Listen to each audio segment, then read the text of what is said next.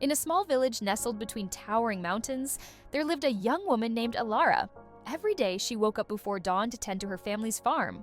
Life had always been a challenge, but the worst day came when a devastating storm hit the village. The crops were ruined, the barn was destroyed, and the villagers were left with nothing. Elara's family, like many others, was devastated. People were giving up, their faces etched with worry, murmuring about the future.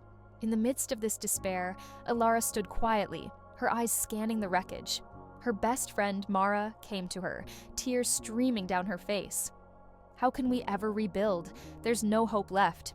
Elara looked at Mara, a small smile playing at the corner of her lips. "I know it seems impossible right now, but even in the darkest storm, there is always a glimmer of light. We just have to find it." Mara wiped her tears, skeptical but intrigued. "How can you say that when everything we've worked for is gone?" Elara took a deep breath. "It's not the storm that defines us, but how we rise after it. We can choose to let this defeat us, or we can choose to keep moving forward, to rebuild with our hearts full of hope."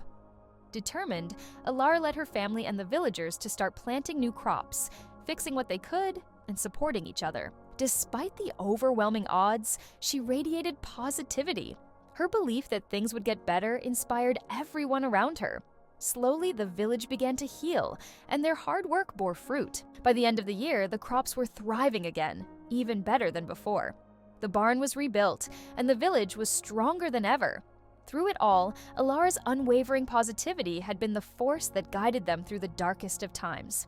Mara, now with a new understanding, approached Elara one evening as the sun set behind the mountains. "You were right. Even in the worst times, there's always a way forward. It's about believing in ourselves and trusting that brighter days are ahead." Elara smiled. "When we believe in ourselves, we light the way, not just for ourselves, but for others too."